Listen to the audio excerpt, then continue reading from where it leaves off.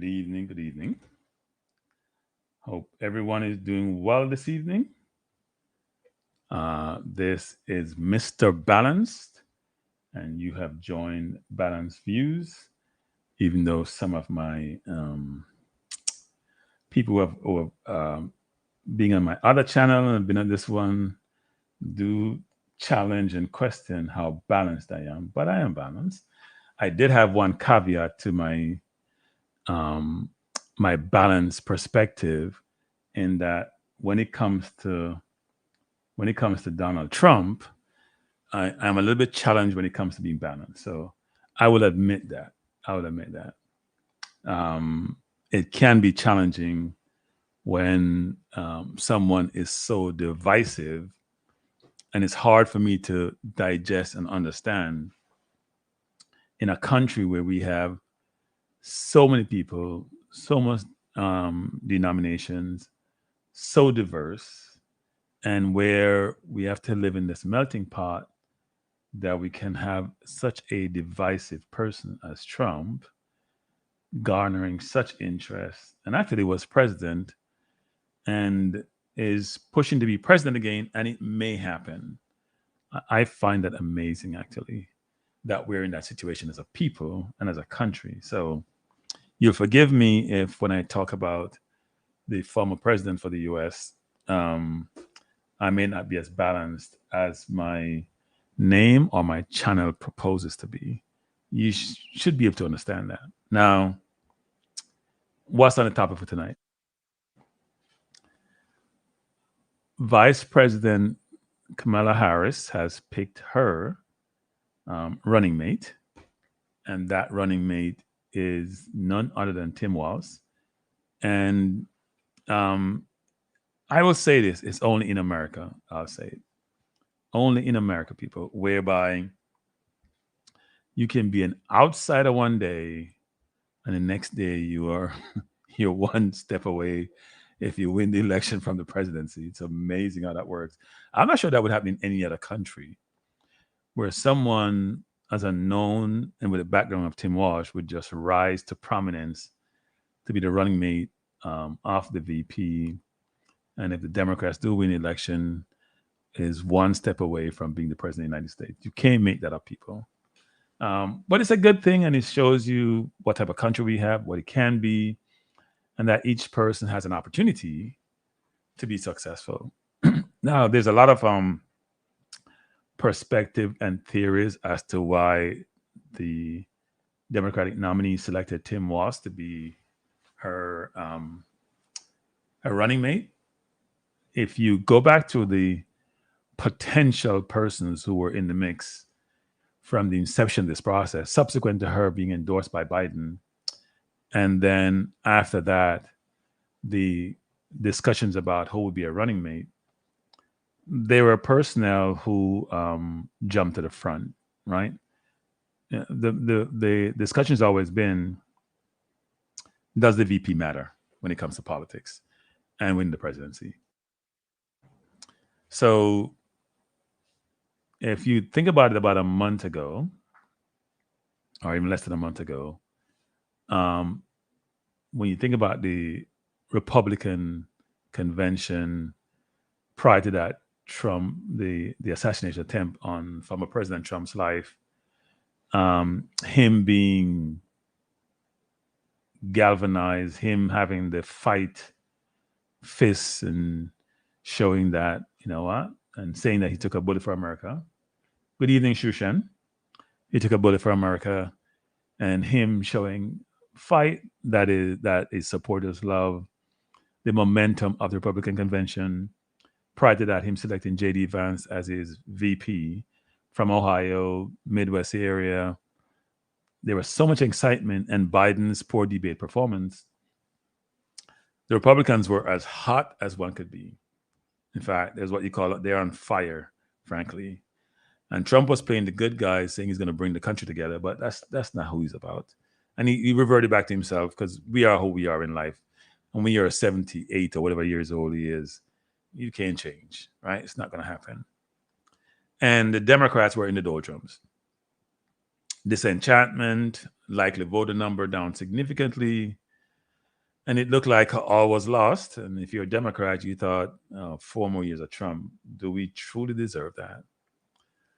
But as well as how things were going for the Republicans, Biden was getting pressure subsequent to his poor debate performance that he should not run, not even consider not run. And he actually got, I wouldn't say he got forced out because it was his decision. And frankly, you can't force the president out because he got the nomination. They probably been in some big debate at the Democratic Convention in 19 of this month. But he saw the tea leaves, the people who surround him, who I think are part of the challenge that he faced, because I'm not sure they were telling him the whole story. They probably came in and realized that after Nancy Pelosi, Hakeem Jeffries, and Schumer went to see him, I'm sure they basically said to him, look, we're losing all the polls. And I showed some of those yesterday, show that we're losing in the battleground states, which is where the election is won or lost. But even some of the blue states like Minnesota, Trump was pretty close on those, right? And Minnesota has not turned Republican since what? Early 70s, 72, somewhere around there. So it'd be very difficult then if you're having those states, which are blue states in a sense, changing for the Democrats to win. But then Biden did something for the country and showed who he was by deciding to endorse. Not only did he not decided not to run, but he endorsed Kamala, who, and this is just revisionist history, but I'm doing it anyway, who at the time's favorability rating was really, really poor, right? Because nobody said I knew her. Prosecutor, Attorney General for California, senator, didn't stay as senator for that long before becoming the VP, decided to run for president. So she wasn't the most well-known commodity. But Democrats needed somebody to rally behind. And they truly rallied behind her, starting up with the black woman call. Then we had the black man call. Then we had the Caucasian woman call. Then we had Latinos supposed to be having, and white men, and it's all over. And then you had the never Trumpers, or the people for the previous person who was running against Trump for the Democrats. Her name will come to me. So there are a lot of people who are anti-Trump, not anti-GOP, because they believe in the GOP ideology and GOP values, but they're anti-Trump. And it's hard for them to digest that this person could be president again, given that the person wanted to overturn the election outcome in 2020, 2021. So now we're at this point where Vice President Harris had to pick her running mate. And there's been speculation for weeks. And if you're someplace in the UK where they bet on everything, including how probably tall they are or short people are, they just like to bet, right? I'm not sure why people talk about gambling anonymous and gambling treatment when the betting companies seem to dominate in the UK. But they bet on everything. They bet everywhere, and Vegas actually. But trust me, in the UK, it's chronic actually. But if you listen to some of the odds, Josh Shapiro was almost a shoo-in, followed by Kelly from Arizona.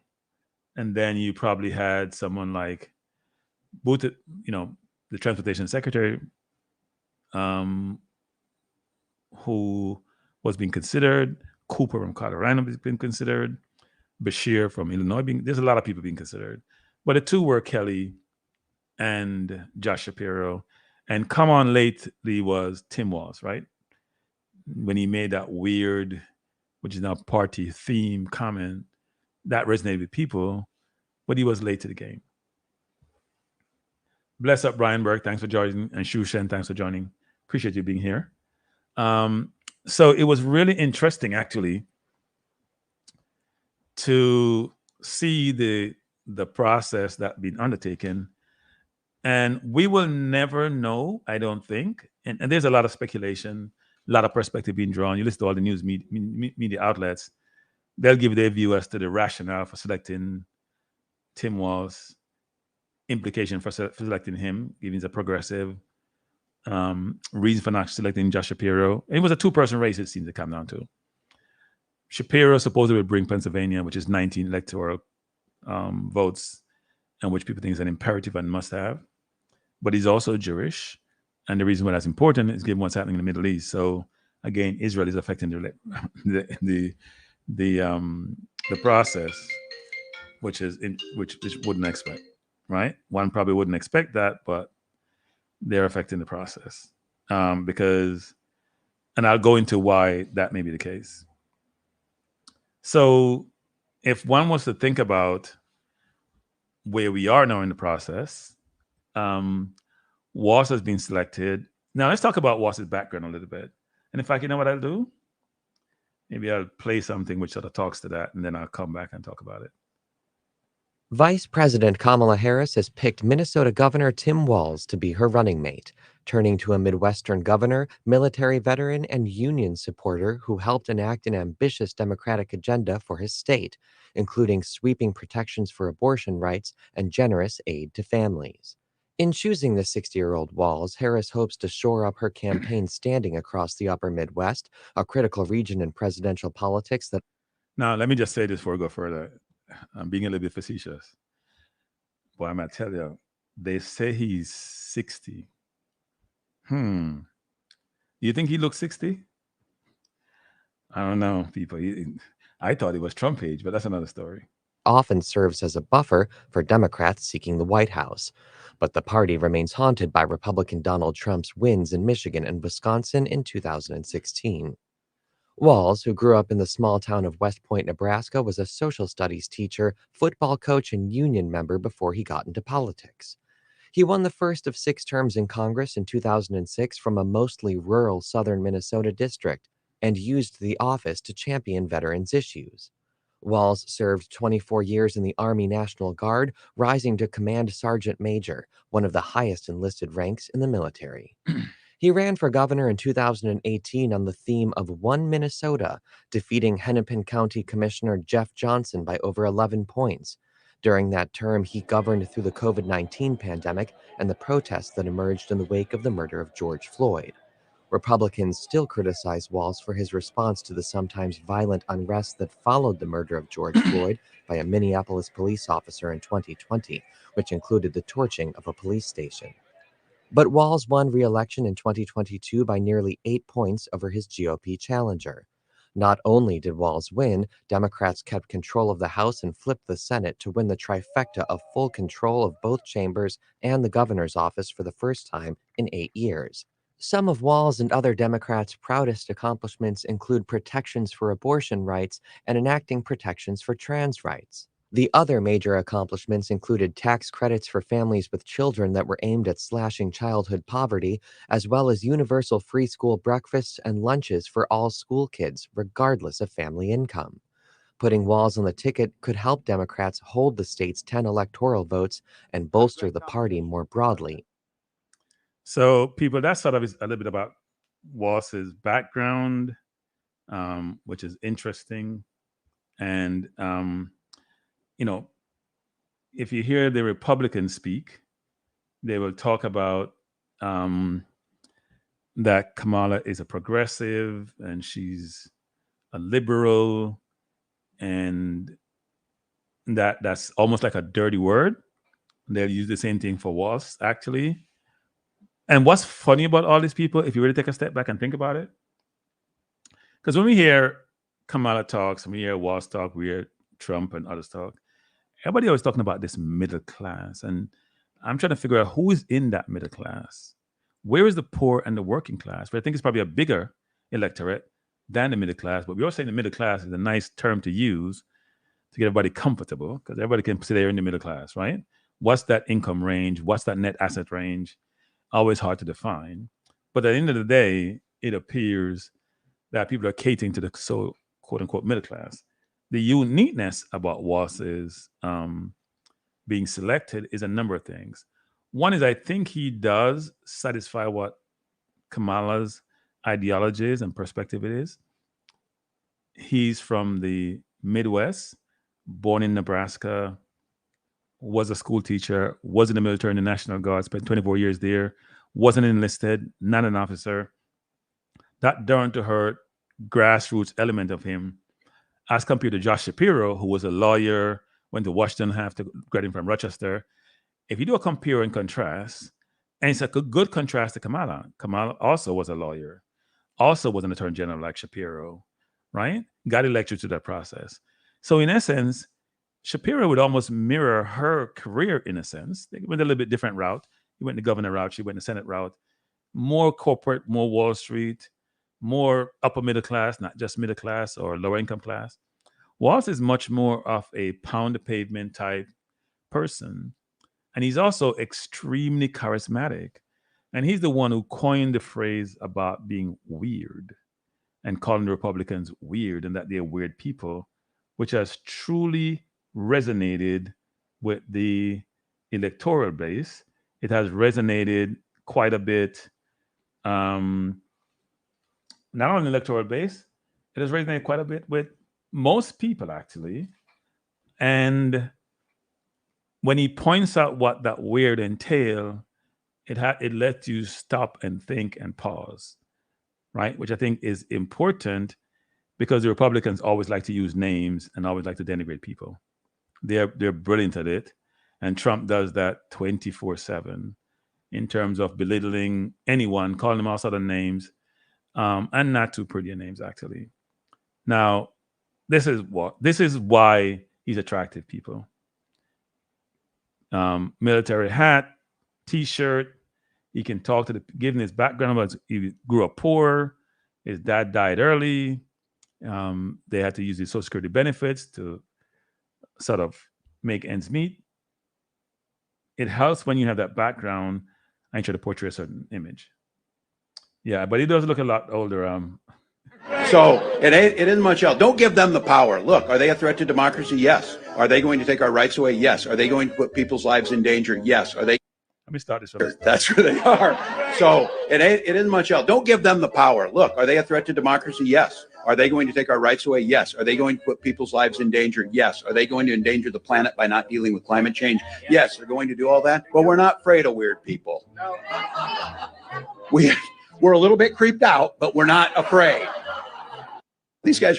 See, that's the thing about him actually is he talks very plain. It's understandable. Bless up, Tafaridi. Thanks, Johnny. So you picked Shapiro before. Who was it that said they picked Kelly? I know, and those to me those were the easy picks actually. Now here's why I thought they went through this whole process because I listened to a lot. I'm going to play another script that I hear people giving the rationale for picking him. I have my own rationale. So the rationale normally given is that he's from the Midwest. He grew up in a certain environment. He can speak the language of people who they're trying to reach in rural towns, small towns. Jura saying, he seems like a better candidate choice to me than Harris.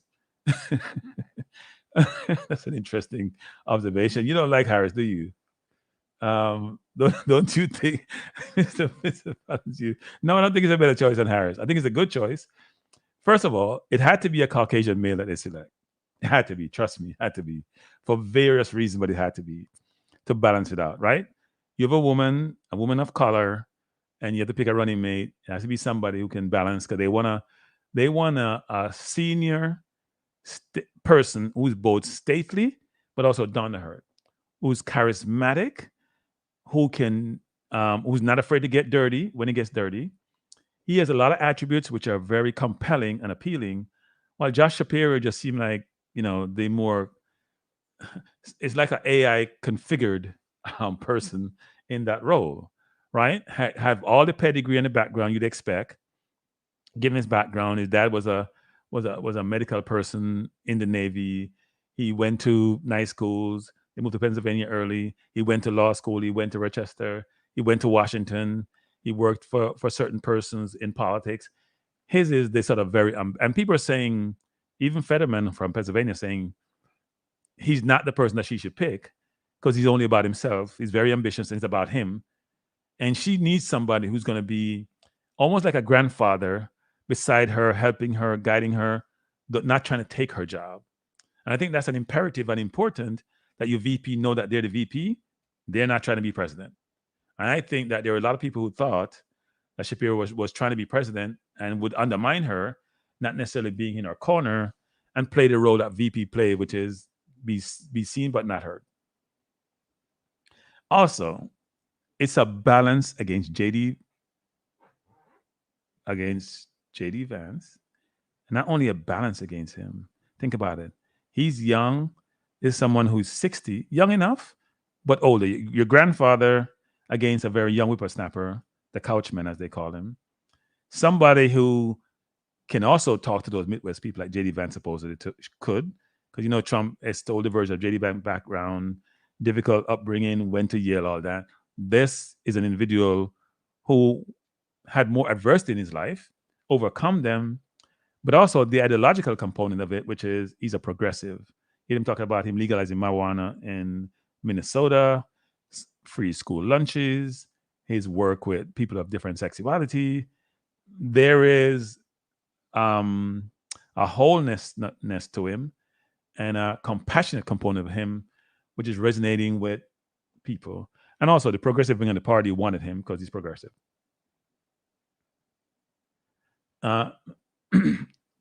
Yeah, his background resonate with working class American. Exactly. That's what you want. You want somebody to balance off Kamala, who may not have that background, right? Her parents were professors. She went to HSBC, but she went to law school. She moved with Willie Browns of the world. Her background is not that someone who can relate to, talk to, engage with persons in, say, the Midwest or in some small rural town. He grew up in a town of 400 people. It's a whole different construct when you have that background and people, but you can also operate. And he's also chairman of the Democratic governance group. He has a background which resonates with people. And I think that's an imperative and important. And so Shapiro seemed like the easy pick because they want to deliver Pennsylvania. But I think they're going to bring him on board and have him try to develop Pennsylvania anyway. Yeah, so let's go into some of the backlash, right? And that's fine, Tuffy Rudy, and you're right about that. So the backlash with Shapiro, first of all, there are people in Pennsylvania who didn't support Shapiro, or Democrats, who believe he's about himself. That's number one. Number two, even though he's Jewish, now you don't get disqualified, you're Jewish, you may get disqualified because of what's happening in the Middle East. And that's why I've said Middle East have impact to American politics. So even though Shapiro has criticized Netanyahu, he's also said something about Hamas and all that, and about what's happening there that may not resonate well with people in a good way. So, as you can imagine, Biden is loathed by certain young people and by the Arab community, how he's dealt with the situation in the Middle East. Obviously, Kamala is the vice president. She doesn't have that authority. Well, and it won't become hers subsequent until November, whether she wins or lose. She has come out and said certain things in terms of Israel have the right? They have the right to live. They have the right as a people. But at the same time, even though that's the case, and they have a right to be where they are, it is a situation where the Palestinians also have a right, which people don't seem to talk about enough. And that's become an issue, right? Palestinians also have the right. And it's not a balanced view and a balanced way in terms of this is working between the Arabs and the Israelis and the Jews, whether it's in the US or in the Middle East. And I can tell you, I'm on an app called LinkedIn, which many of you may know about. And I read some of the situation that's been, it's mainly Jewish people actually on that app, bring up stories. And I can tell you, I wonder if some of those people actually have a heart, seriously. It's disappointing. And they live in a very comfortable environment here. Because if people are dying by bombs, look, the 1,200 people get killed in Israel, or what the number was, it's horrific. It's terrible. It's awful that people operate that way. But you're killing 40,000 people, bombing people, splintering them, and some people act on those app like it's okay. It's not okay. It's not okay to kill anybody, not just killing 40,000 people. It's not okay to kill 1,200 or 40,000 or anybody. Period. So it's amazing to see some of this. So Shapiro was in a bad spot when it comes to this because the Arab community in Michigan is not having it. Most of them said they were not going to vote because they know Trump is worse. But Kamala changes that dynamics. Brian Burke says, irony of the pro-life Republicans dictate a woman's choice, deny abortion exception for rape and incest, but label people want to feed kids socialists. Yeah, it's look, I think here's the strange thing about all of these people. And by the way, I only have 35 minutes. If you want to call in, you can call in people. Here's what's strange about this. The people who gravitate towards Trump, most of them are the ones actually should gravitate towards the Harris Walz team, or Walz team, as I call it. They're the ones who gravitate. You know why they should gravitate? Because they're the ones who need the support. They're the ones who need to have their kids feed in school and the money not going to private school. By the way, Shapiro got hit on that because he wanted public money to not only go to public school, to also go to private school. Right?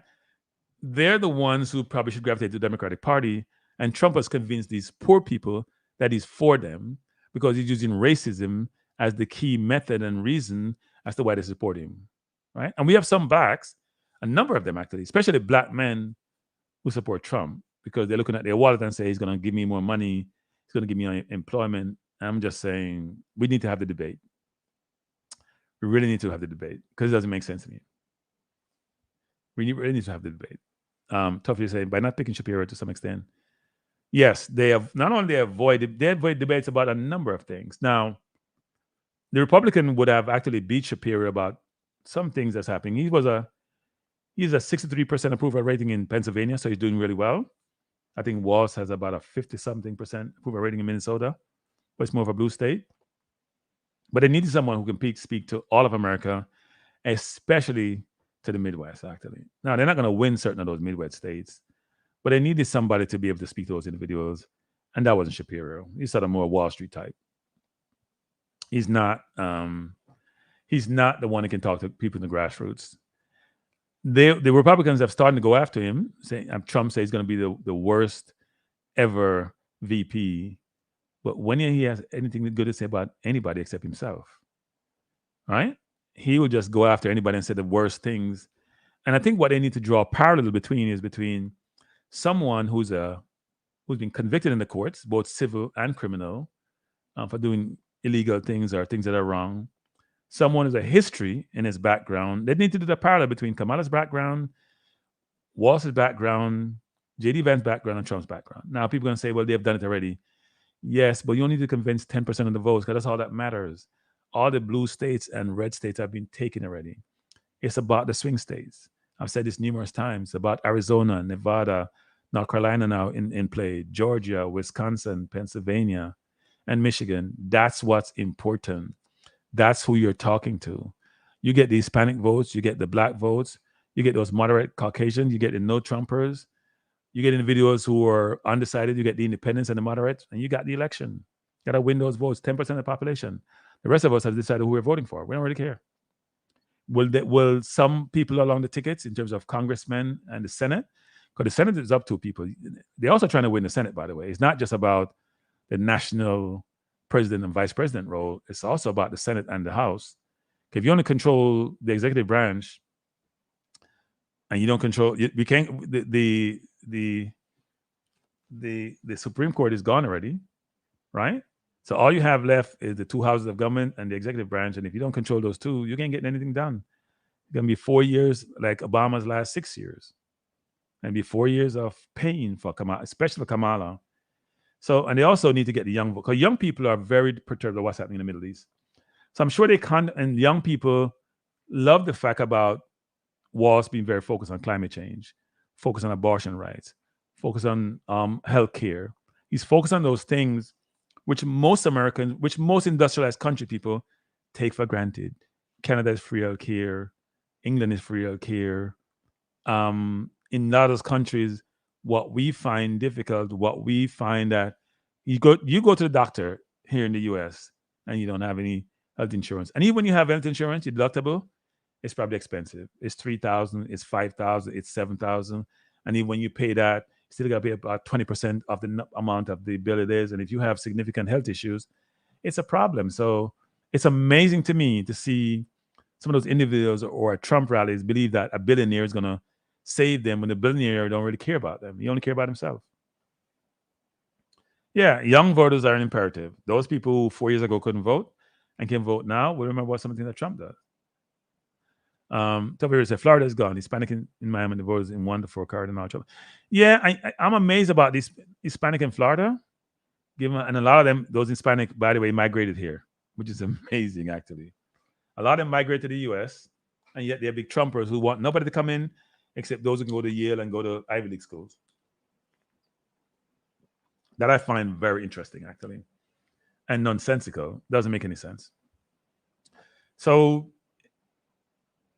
it's going to be interesting to see.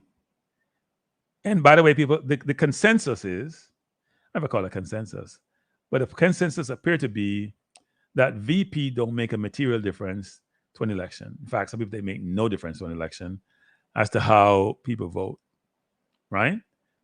And this is Harris and Walz in their first time together as a team out in Pennsylvania, which is Shapiro's country. Now, here's some of the rationale being provided as to why Walz was selected. I'll try to play this, and then we can talk about it. Which seems like months ago, but really it was only 2 weeks ago when Biden dropped out. He then made that viral comment about calling Republicans weird. And it seems like the Harris campaign really held on to that. And that is their strategy going forward, just calling J.D. Vance weird, different Republicans weird. Mm-hmm. Now he is in the top 2. So what are some pluses and minuses for him? Sure. He's from Minnesota, the Midwest. The election will come down to Pennsylvania, Wisconsin, and Michigan. Period. If that's what happened in 2020, I think that's what will happen again in 2024. So if you have someone who can speak that language, right, who is seen as a credible voice, who can campaign actively in Michigan and Wisconsin in particular, I think that's an argument for him. The other thing, too, is he has a pretty impressive resume. Again, like Mark Kelly, served in the military, small town, rural upbringing, was a football coach, won a Republican House district when he was in the U.S. House, has been elected and reelected as governor of Minnesota. So there's a lot there, but I actually think you hit on it. Like, if you think about it, weirdly, Democrats have struggled to find a message that really kind of resonates as it relates to Donald Trump and J.D. Vance, particularly Trump. They've tried a million different things, and it hasn't really worked. But the weird thing did work, at least for a week. And so I think they're thinking, the Harris people's thinking is this guy a messenger who can kind of break through and solve the riddle that Hillary Clinton couldn't, that no one in the Republican primary could, either in 2016 or 2024, which is, how do you beat Donald Trump from a message perspective? And maybe Walz has sort of, unlocked that lock. That's an interesting point, actually, which is, I think Donald Trump, in his first time running, got the benefit of the view from people, which is, we don't necessarily like politicians. They're all the same. Put them all in the same bucket. This person's coming along, has no need to be in politics, had no need to be here. He's a billionaire. He's for us. And that convinced people. And then I realized that we're dealing in the egomania. Yeah, I did. Was in the military for a short stint, actually. Yes, I did. I did Tough Rudy. And by the way, Tough Rudy, I'm very familiar with the Broward County area. That's supposed to be Democratic, but when you go further north, you run into a lot of trouble. If you go into Sarasota country, Jacksonville area, probably maybe even Orlando in some respects, that doesn't look good. And even down south, if you go past Fort Lauderdale, go down to Miami area, which is extremely Hispanic, it's challenging. Why so many veterans and active military persons support them? Well, I think that seems that way because they're not showing you the ones who don't support him, which is really interesting, Tuffy. So they only show you the ones who support him. And look, he talks like a tough man, even though he avoided the military like the plague. He had bone spurs or something. He wasn't found. He avoided Vietnam. It goes back to my point about why people in rural America will believe they've been forgotten, so Trump will remember them, or why people who are downtrodden and poor who believe that he's the savior, and he didn't save them in his first 4 years, why they support him. It's very a contradiction and very strange, right? This is not like Chavez in Venezuela, who just campaigned for the poor and brought the poor in and then mess up the country because they don't realize that you need the elite to help you run the country, which Maduro is now doing. It's really interesting the dynamics how that work, and it's contrary to how we normally should think and operate, but it works effectively, right? People get disenchanted with politics and politicians, and this person come in who they believe have no stake in the game, and that's part of his charm, actually, and therefore they're going to vote for him because he's about getting the country right when he has no idea what he's doing. And people, when 75% of people who work for you literally hate you and they get the worst thing ever, which is what we have with Trump, it should tell you something. And it's not because of how he treats them, even. That's part of it. It's basically how they see him operate or don't operate. Yeah, Florida look, Florida have a lot of seasoned people there. People who believe that the 50s and 40s and 60s were the best time ever. But it wasn't for a certain group of people, only for them. And people look like them. Brian is saying, cranky business people like to know what's wrong with the product they're planning to bring to the market so they can fix it. What are some of the downsides of picking Walz? That's a good question. Well, I'm not sure there's downside to picking Walz. I think if you're a Republican, you may smile in some respects and hate in some respects. So here's the thing. Here's some of the downside, which is, as I've reiterated a number of times, you're trying to win the swing state. He's not from a swing state, right? Even though he can talk to the swing states, like the Michigan and Wisconsin, he can talk the language. He has credibility given his background. And by the way, people, in the military, he wasn't an officer, even though he went to college. Now, I'm not sure if he went to college. I think he probably went to college while he joined the military, but you can convert to being an officer. You can go to officer school. He was a command master sergeant, which won the highest rank in the military for enlisted members. So there's two different groups in the military. Officers were people who sort of went to college or went to officers candidate school. They have some college. They either go to ROTC or they get commissioned into the military. And they're normally the leaders. They run everything, basically. And then you have the enlisted who may be going right after high school, or they may be working as civilian, but they don't necessarily have a college degree. And they then become enlisted. It's like two different parallels. Officers have their own quarters. They operate differently. Enlisted are more like, it's not the age or who you are, is mainly, it's two parallels, right? So in essence, he was an enlisted person, which I was surprised about, not an officer, given where he is today. Because normally it's an officer person that you see come through the ranks, who's probably then, like a Kelly would be, transition out to politics.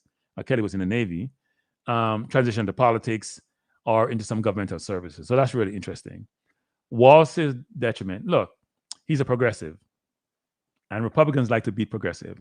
They'll say he'll spend all your money giving free health care, giving free school lunches. He legalized marijuana. They bring up the argument about him. The abortion issue is an interesting one, actually, because if you are a very religious person, if you are a very conservative person, you don't believe in abortion. He believed in a woman's right to choose. So, and also they'll bring up the fact that when we had the George Floyd situation in Minnesota, actually, they didn't believe he acted quick enough to avert or mitigate the riots that took place subsequent to George Floyd. So that will come up quite a bit, actually. But I think he has more positive than negatives. So yes, those will be used by Republicans to drive their base and bring that out. But I think when you have a downtrodden background you're coming from and uplift yourself, when you have one in a Republican zone, when you're a Democrat, and if you look at the stats that he has, say in the 8th time he ran for the congressional seat, 4 or 5 of those times it was a Republican district he won in, suggests that a person can work across the aisle, which is what the country needs, actually. Someone can reach across the aisle and work with people, even if you have different ideology. So I think that's important. New Wave is saying the CSM and on better so as a leader, my observation as a soldier. The commission, yeah. Well, if you are an enlisted person, and you're a master sergeant, you're much more in the trenches. You know more so happening. Officers are living in this Eiffel Tower, frankly. And come on, master sergeant, go to the ranks, know everything about what's happening. They're the ones who actually help the officers. You know, the officers basically. So you could be the most junior officer, and you outrank a command master sergeant, frankly, who could have been in the army for 20 years. You can go in the military for a year, 2 years, and you outrank somebody who's been there for like 25 years. But you'll get the respect from them because they know they have to learn from you, which is really interesting. Yeah, I wouldn't say you don't have the experience as an officer if you're junior in career to determine who's going to be a better leader. But yeah, it's a fact that The command master sergeants are well-known commodities, have earned their stripes, and get a lot of respect in the military, actually. So he's gone through the ranks. He was 24 years in the National Guard, not necessarily the Army or the Marines, but he has the military. He was a school teacher. He was a football coach.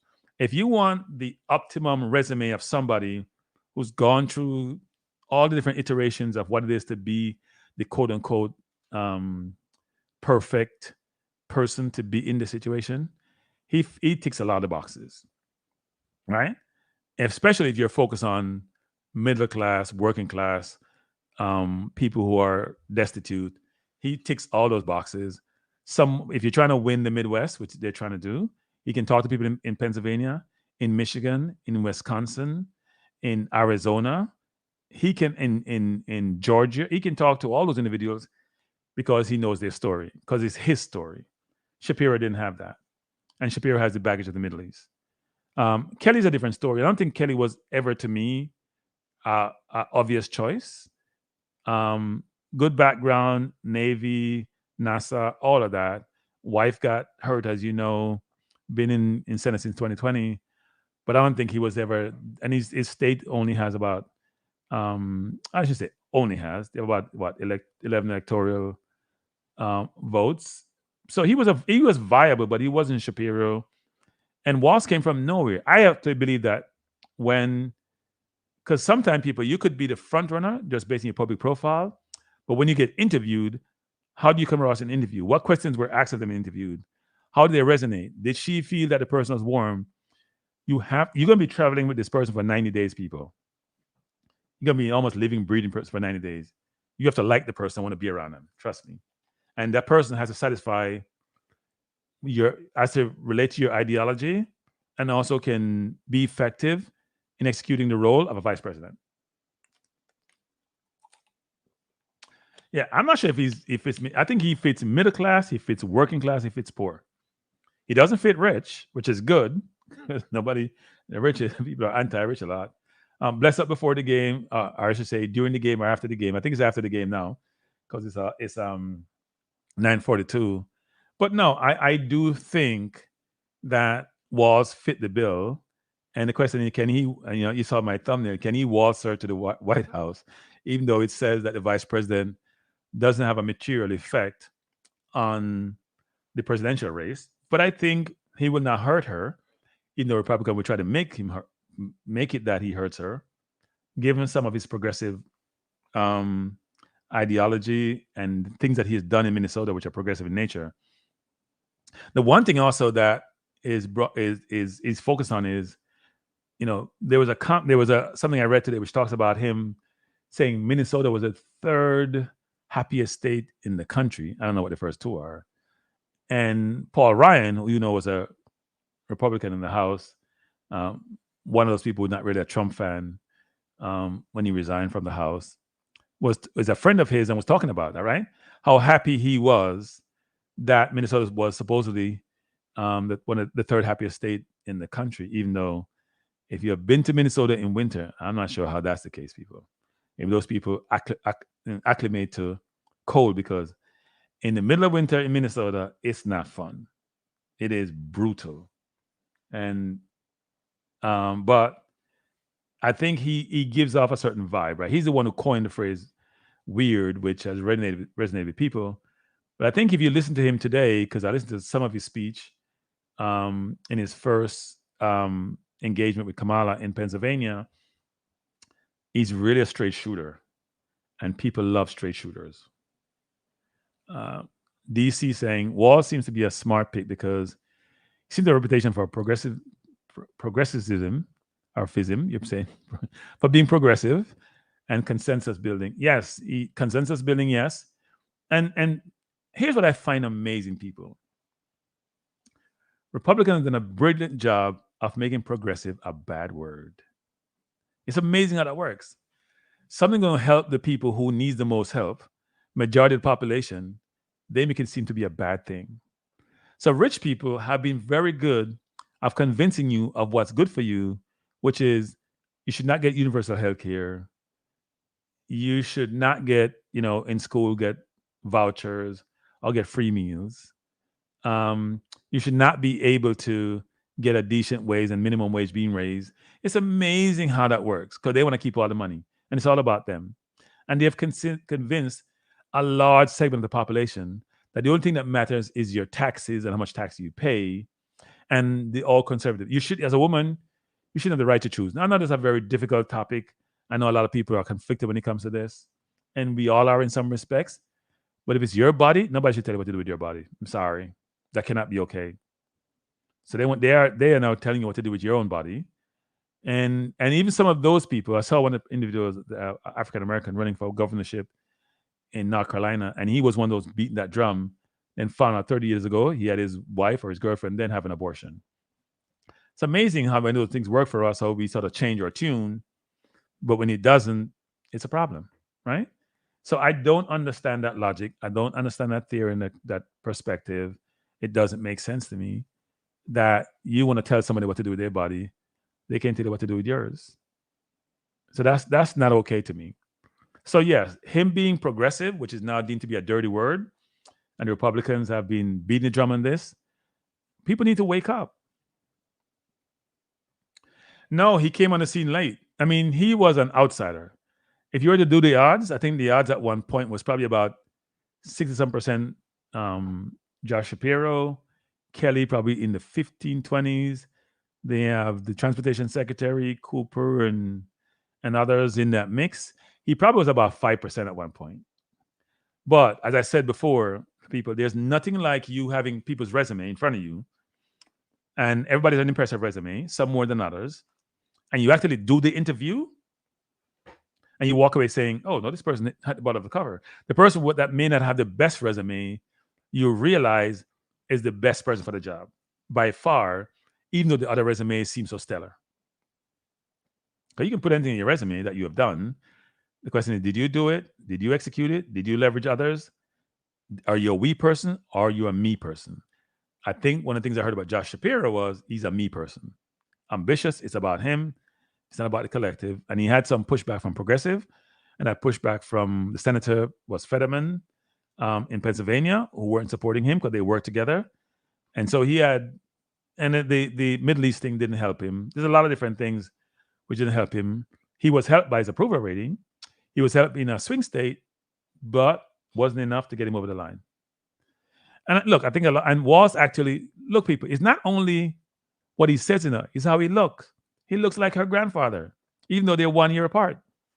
Someone look at your grandfather, he's like a wise old man, not trying to take your job. He speaks like a grandfather.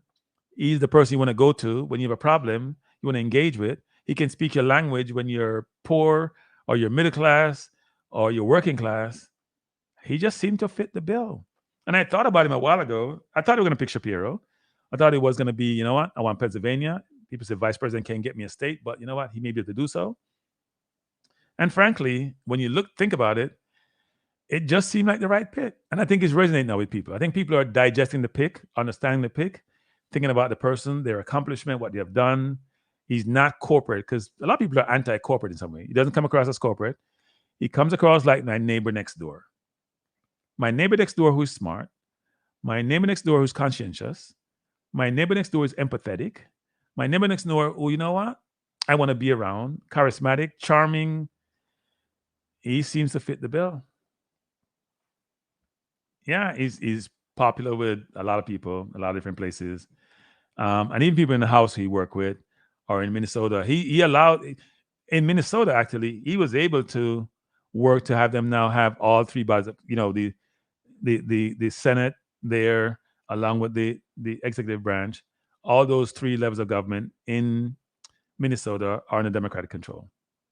And by the way, before Kamala got endorsed by Biden, I think the difference in Minnesota was like a couple of percentage points. Now it was 6 and counting, probably going to be 10 by tomorrow, given that he's now on the ticket. So he'll have an effect. And they want him to be in the Ohio's. They want him to be in Michigan.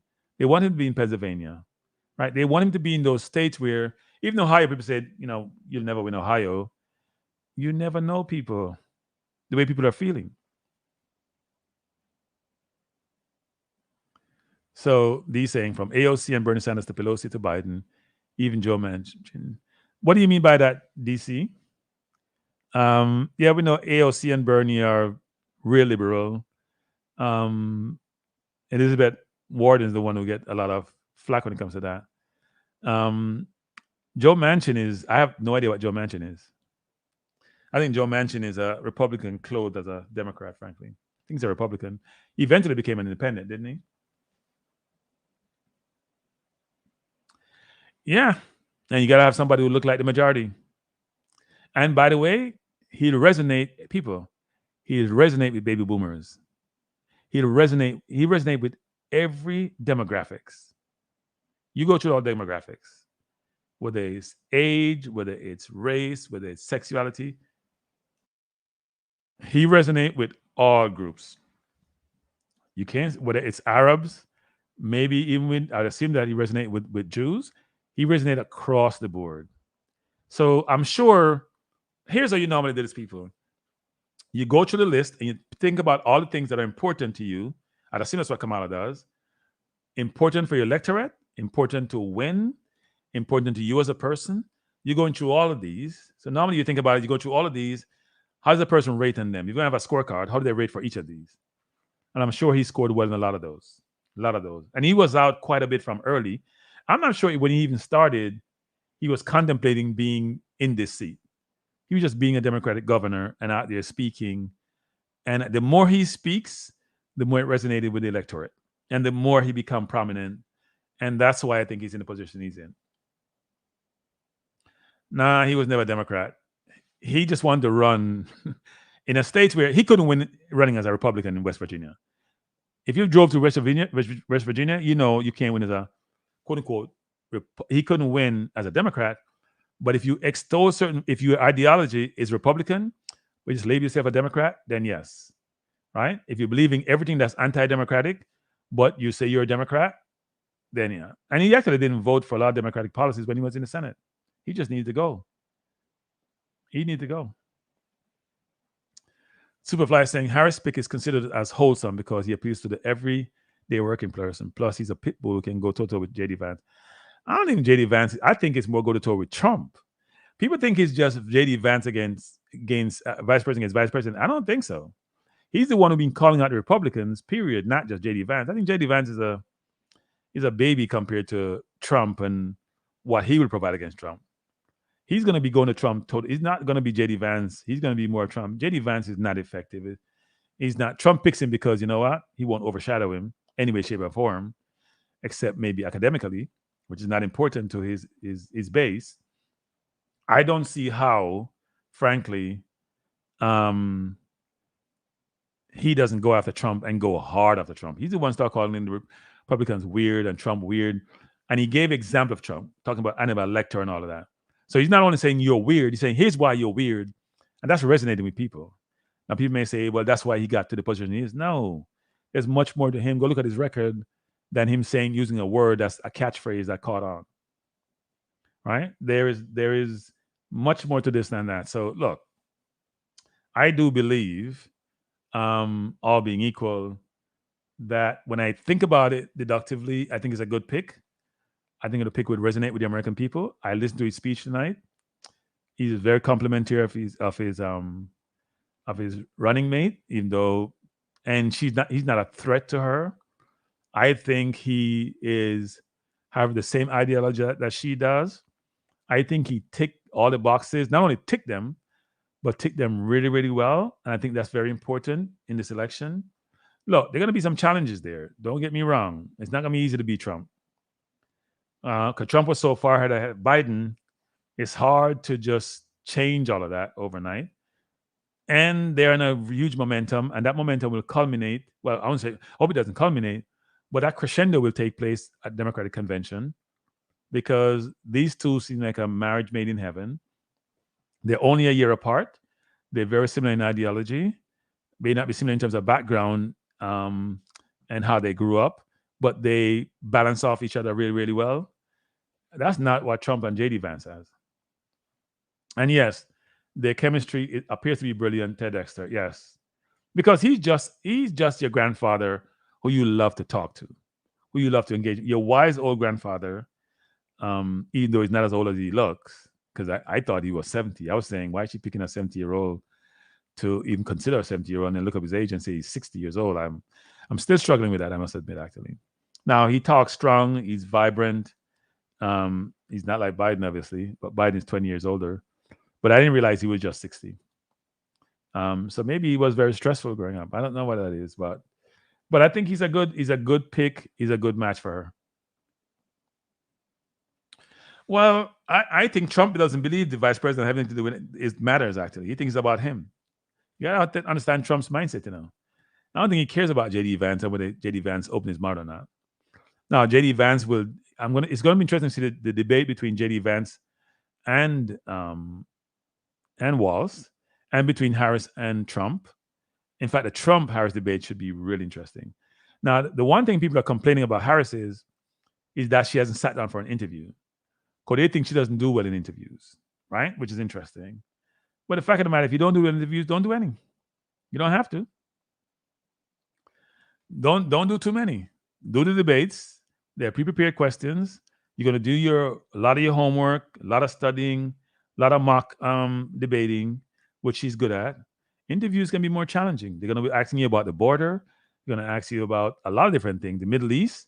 You don't want to have those discussions. You don't want to upset any voting populace. I mean, Trump doesn't answer any question in interviews. He just rambles. And she going to come across as thoughtful, and that may not be good. Yeah, I think Trump is very upset that Biden dropped out the race. He thought he had an easy election to win. And now he's seen a white male, a Caucasian male, who relates to America in general, frankly, most of the demographics, except maybe the rich white Caucasian. And even those I think he would be able to resonate with. But also, he has a VP who has a really good background and has been in the White House for 4 years. So you can't come up with this experience stuff. She's been there. She's seen it. And he has a VP he selected who is as raw as they come and who is as challenged as they come and who also has denigrated him. If I was the Democrats, there's so much materials to go after the Republicans. You just got to be very targeted and very thoughtful about how you do it. You show the weakness in both candidates. You show the weakness in terms of what they're trying to achieve.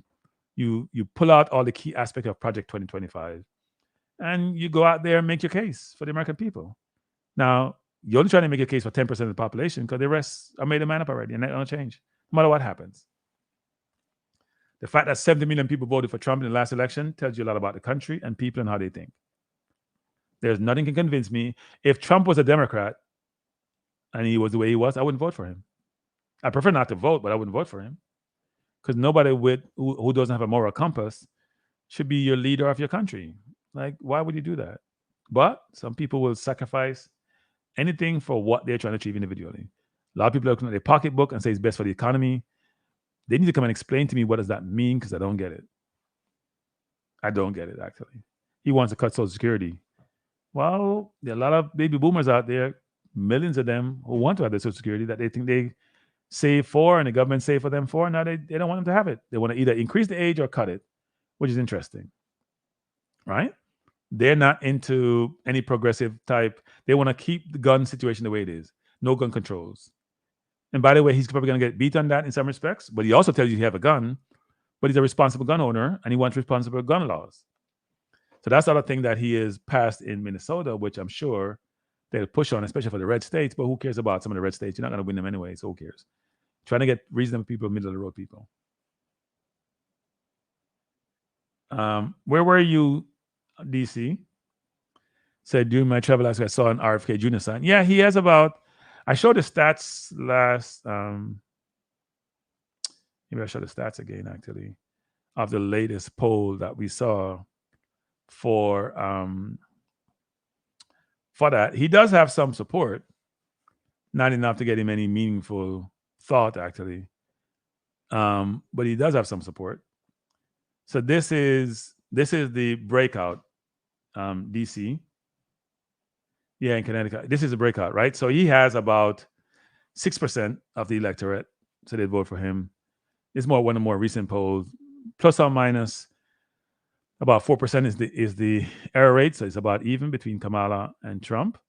But can you imagine this, given where Kamala was a month and a half ago? It's amazing. Yeah, no, but I mean, like, it'll have its support if you go up to maybe live in Massachusetts, the higher part of Connecticut, frankly. Sometimes some places down south, you'll have its support, but it's not enough. The question is, who, if they're not going to vote for him, who people vote for? Because he could actually decide the election.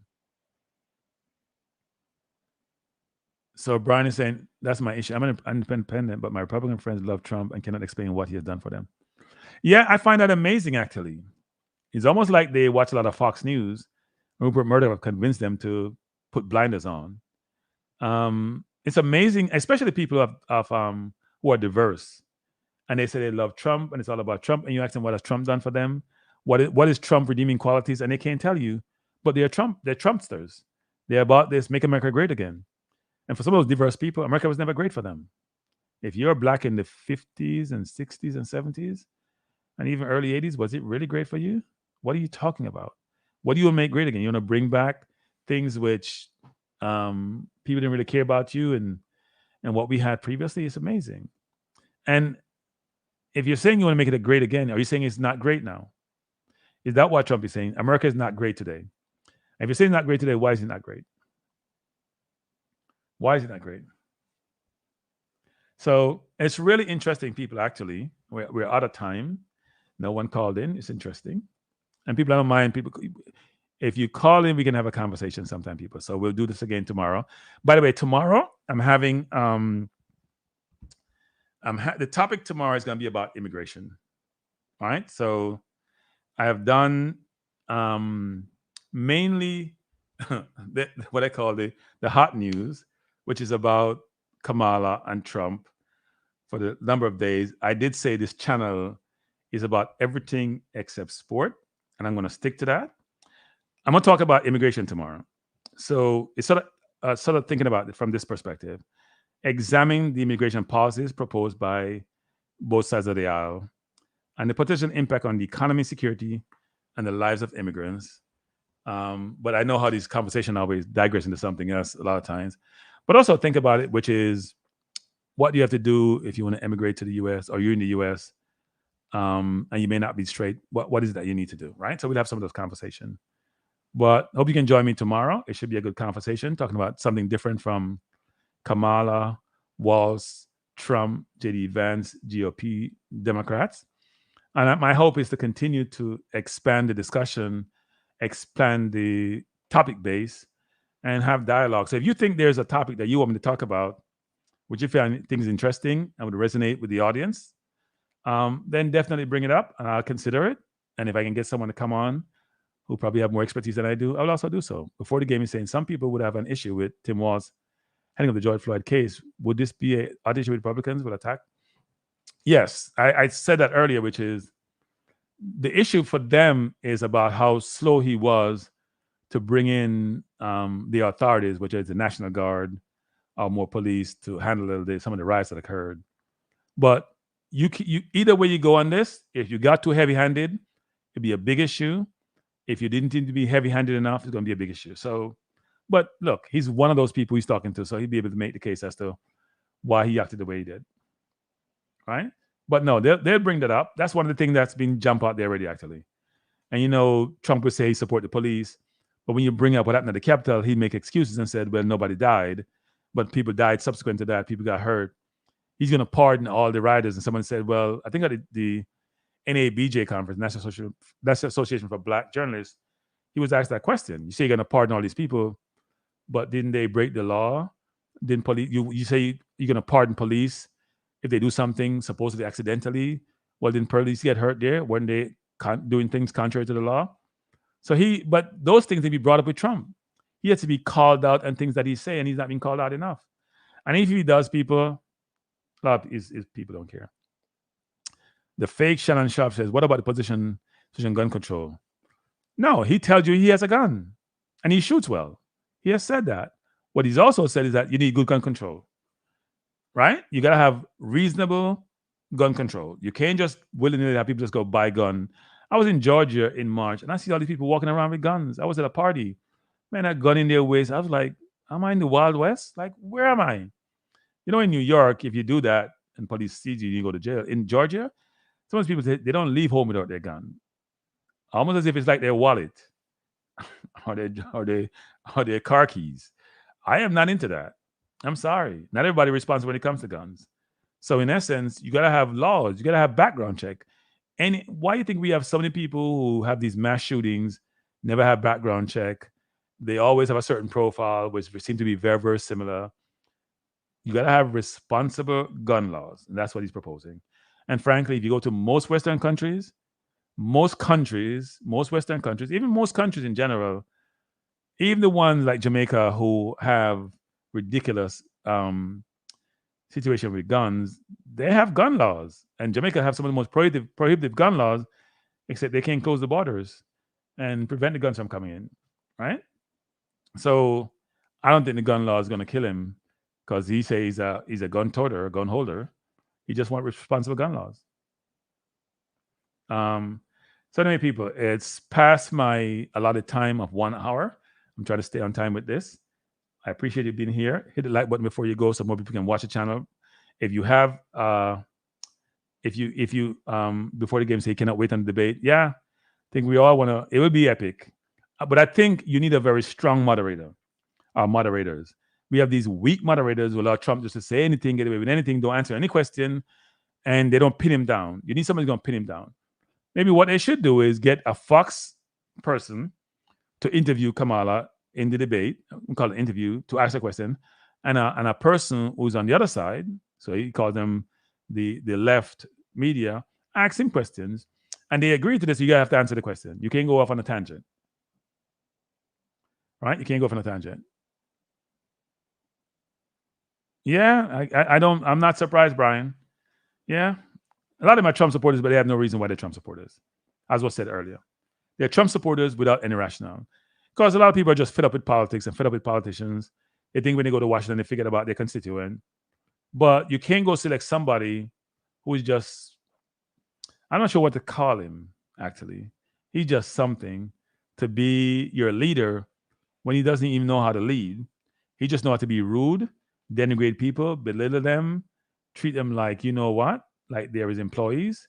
And as I said before, when over 75% of the people who work for you in the White House, who all were enthusiastic about you, people like Kelly, for example, and they literally hate you and say you're the worst person since you know what, and it says something about you as a person. Now, I hear people saying, well, I hear some of the Fox person says, oh, Kamala's employees doesn't like her. I don't hear anybody coming out and say what they say about Trump, right? So, well, because he's not that smart. He's not as smart as people. He's smart in certain areas, in the wrong areas, right? That's why I love Ivy League people, because he knows he's not that smart. Dee said, Trump will not shut out Harris on stage like he did with Hillary. Yeah, I think the great thing, if you watch, and I showed this in one of my first episodes or second episode, her debating Pence, and when she said, Mr. Vice President, I'm speaking, that was one of those, you get the hand thing, and then you stop. So it's going to be interesting to see how she handled him. I think he's going to get the same thing from her. She will not have it. I can just imagine, there's going to be fireworks in that debate. Fireworks, people. Can't wait. Cannot wait for them to have that debate, both for the VP and for the presidential role, because Trump gets away with murder in those situations, and she's much smarter than he is. That's not even debatable. But also, I don't think she takes any prisoners. But in a very ladylike way, measured way, professional way, she's going to check him. And he doesn't like to be checked. So it should be fireworks. That's why he doesn't want to debate. They're making all sorts of excuses. I don't understand these people. You're not in the White House, but you're deciding when you debate or not. That doesn't make sense. I know he was the previous president. He was a former president, but how are you dictating debates? Isn't the incumbent normally does that, or person in the White House? So we'll see how that works out. Anyway, everyone, it's my bedtime, even though I probably won't go to bed for a few more hours. I'm glad you're here. Tuffy, Brian, DC, before the game or after the game or during the game, Superfly, Shushen, Drew, Ted Dexter. Thanks, each of you. Even Duckland was here. Wow. I didn't even realize Duckland was here. Hey, Duckland, I didn't realize you were here. Maybe you left already. I didn't realize you were here, actually. Sorry I missed you earlier. Toughy Rudy, everyone who joined me, thanks for being here. Spread the word, people. Want to have more people here, when I get some calls in, want to make this up, even like a call-in program at some point. Because you know how these things work, right? If you make it a call-in program, it's much more engaging. It's much more contributory. So we'd love for you to do so. So anyway, everyone, I know it's getting late. Have a good night. Thanks for being here. And I'll see you tomorrow. And hopefully my guests will turn up so we can have the discussion on immigration. Have a good evening, everyone. Thanks a lot. See you tomorrow. Bye. Same time, same place.